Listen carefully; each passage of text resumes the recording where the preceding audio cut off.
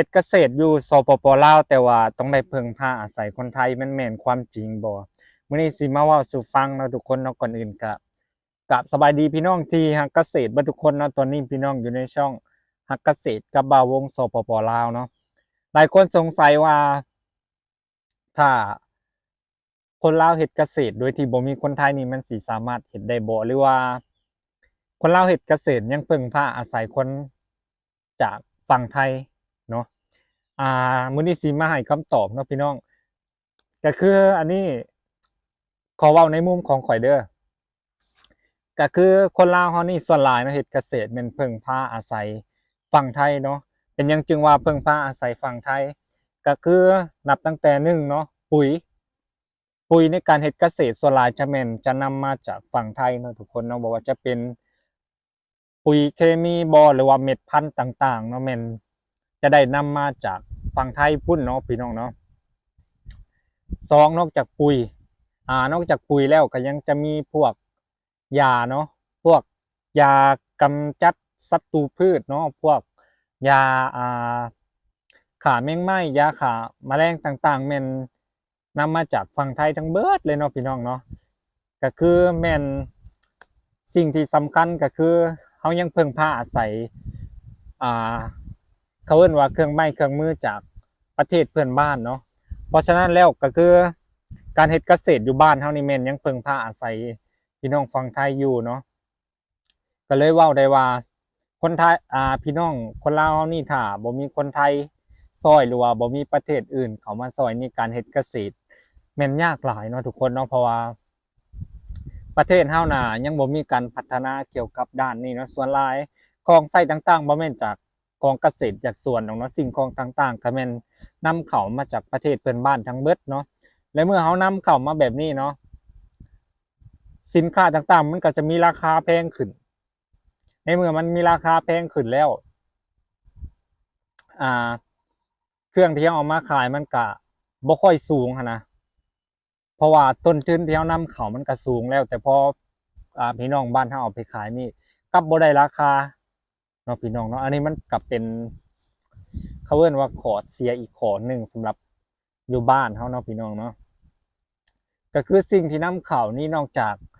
จะมีพวกปุ๋ยพวกยาแล้วก็ยังมีต้นพืชต้นพันธุ์ต่างๆส่วนหลายแม่นนำเอามาจากฝั่งนั้นเบิดเนาะเกี่ยวกับการเฮ็ดเกษตรอาจสิเป็นต้นไม้ใบหญ้าต่างๆเนาะหรือว่าไผที่อยู่ใกล้ชายแดนนะจะรู้ดีเนาะส่วนหลายแม่นจะนำมาจากฝั่งชายแดนนี่เนาะนำมาปลูกนำมาขยายเพราะว่าอยู่บ้านเฮานี่มันบ่มีเขาเอิ้นว่ากรมเกษตรเนาะบ่มีคนที่จะมาให้ความรู้เกี่ยวกับการแบบว่าสมมุติว่าต่อกิ่งเนาะพี่น้องเนาะต่อกิ่งตอนกิ่งบ่การให้ความรู้หรือว่าการเข้ามาช่วยเหลือเกี่ยวกับการเฮ็ดเกษตรของประชาชนนี่อยู่ลาวยังบ่ค่อยมีเนาะส่วนหลายก็มีแต่พากันไปเรียนรู้ไปส่องหาข้อมูลต่างๆเองเนาะตัวอย่างว่าเข้าไปเบิ่งในยูทูบเนาะพี่น้องเนาะเข้าไปเบิ่งในยูทูบเราเห็นเราก็เอามาพัฒนาแล้วก็ปรับเปลี่ยนแต่ส่วนหลายเราเข้าไปซอกข้อมูลเนาะพี่น้องเข้าไปซอกข้อมูลเข้าไปหาเบิ่งข้อมูลต่างๆมันก็จะบ่ค่อยครบเนาะบ่ค่อยครบมันบ่คือที่เราลงไปเห็นลงไปเบิ่งตัวจริงนะก็คืออยู่ส่วนข้อยตอนนี้ก็มีหลายอย่างอยู่เนาะอันนี้ก็แม่นนำมาจากฝั่งไทยทั้งเบิดเนาะเอามาลองเฮ็ดเอามาลองปลูกนะจังใดก็มีส่วนเนาะมีส่วนเกี่ยวกับฝั่งนั้นเพราะว่าต้นมักซิดาก็นำมาจากฝั่งนั้นเนาะกว่าข้ามน้ำข้ามทะเลมาลองผิดลองถูกเนาะก็ยังตอนนี้เริ่มตอนกิ่งมักซิดาก็ยังตอนบ่เป็นเพราะว่าเข้าไปเบิ่งใน YouTube แต่ถ้าบ้านเฮามันมีครบทุกอย่างแบบคือฝั่งนั้นก็น่าสิดีเนาะพี่น้องเนาะเพราะว่าเฮาจึงได้เรียนรู้แล้วก็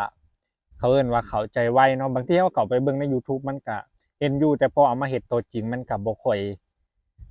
ยเข้าใจบ่ค่อยแบบคือเฮาปฏิบัติตัวจริงนะการที่เฮาเบิ่งแล้วก็เฮาเอามาปรับเปลี่ยนแบบนี้มันได้ความรู้ประมาณ50%เท่านั้นเนาะแต่ถ้าเฮาอยากได้จริงๆเฮาก็ต้องลงเอิ้นว่าลงแบบลงเฮ็ดตัวจริงเลยมันสิเข้าใจกว่าเนาะพี่น้องเนาะสำหรับข้อยแล้วข้อยคิดว่าถ้าประเทศลาวเฮ็ดเกษตรโดยที่บ่มีพี่น้องฝั่งไทยหรือว่า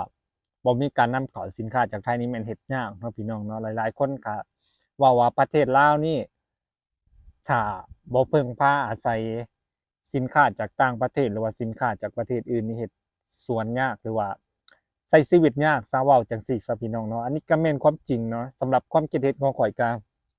คือแม่นความจริงเกือบ100%เนาะอันนี้บ่ค่อยเถียงเนาะพี่น้องเนาะจังใดก็ฝากพี่น้องติดตามและก็เป็นกำลังใจให้กันต่อไปนำเนาะพี่น้องเนาะสำหรับคนที่เฮ็ดเกษตรแบบเราเนาะจังใดก็ฝากพี่น้องติดตามคลิปต่อไปเด้อทุกคนเด้อ